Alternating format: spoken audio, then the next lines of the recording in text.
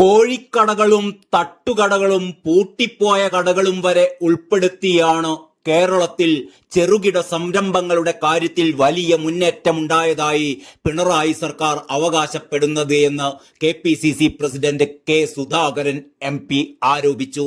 കേന്ദ്ര സർക്കാർ 2020 കൊണ്ടുവന്ന ഉദ്യം പദ്ധതിയിൽ കടകളുടെ രജിസ്ട്രേഷൻ നടത്തിയതോടെയാണ് സംരംഭങ്ങളുടെ എണ്ണത്തിൽ വൻ വർധന ഉണ്ടായത്. ഉദ്യം പദ്ധതിയിൽ സംരംഭങ്ങൾ രജിസ്റ്റർ ചെയ്താൽ വായ്പയും സബ്സിഡിയും സർക്കാർ പദ്ധതികളുമൊക്കെ എളുപ്പമായതിനാൽ ആളുകൾ വ്യാപകമായ തോതിൽ രജിസ്ട്രേഷൻ നടത്തിയിരുന്നു. ഇത് നിർബന്ധമാണെന്നും പ്രചരിപ്പിക്കുകയുണ്ടായി. കുടുംബശ്രീ സംരംഭങ്ങൾ രജിസ്റ്റർ ചെയ്തപ്പോൾ തന്നെ വലിയ തോതിൽ എണ്ണം കൂടി. അങ്ങനെയാണ് സംരംഭങ്ങളുടെ എണ്ണം കുതിച്ചു കയറിയത് എന്ന് സുധാകരൻ പറയുന്നു.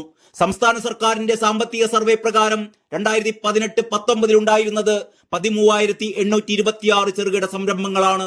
2019-20 13,695, 2020-21 11,540, 2021-22 15,285 സംരംഭങ്ങൾ ഉണ്ടായിരുന്നു. 2020 ഉദ്യം പദ്ധതി വന്നതിനെ തുടർന്ന് 2020-21 സംരംഭങ്ങളുടെ എണ്ണം 1,39,839 കുതിച്ചുയർന്നു. തൊട്ടടുത്ത വർഷം അത് 1,03,596 ഇപ്പോൾ അത് 2,90,000 എന്നാണ് വ്യവസായ മന്ത്രി അവകാശപ്പെടുന്നത്. 2 മിനിറ്റിൽ വ്യവസായം തുടങ്ങാമെന്നത് ഓൺലൈനായി രജിസ്റ്റർ ചെയ്യുന്ന കാര്യമാണ് എന്നും സുധാകരൻ പറഞ്ഞു. പുതുതായി തുടങ്ങിയ 2.90 ലക്ഷം സംരംഭങ്ങളുടെ പട്ടിക പുറത്തുവിടാൻ വ്യവസായ മന്ത്രിയെ വെല്ലുവിളിക്കുകയാണ്. ഇത് സംബന്ധിച്ച് നേരിട്ട് പരിശോധന നടത്താൻ മന്ത്രി തയ്യാറാണോ എന്നും സുധാകരൻ ചോദിച്ചു. ഉമ്മൻചാണ്ടി സർക്കാരിന്റെ കാലത്ത് 2016 MSME സർവേയിൽ കേരളം ഒന്നാമതായിരുന്നു. IT-യിലുണ്ടായ വളർച്ചയുടെ കാര്യത്തിലും പൊങ്ങച്ചത്തിൽ കവിഞ്ഞൊന്നുമില്ല.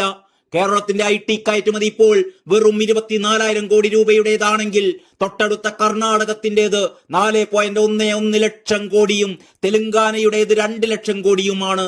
തമിഴ്നാടിന്റേത് 1.70 ലക്ഷം കോടിയും.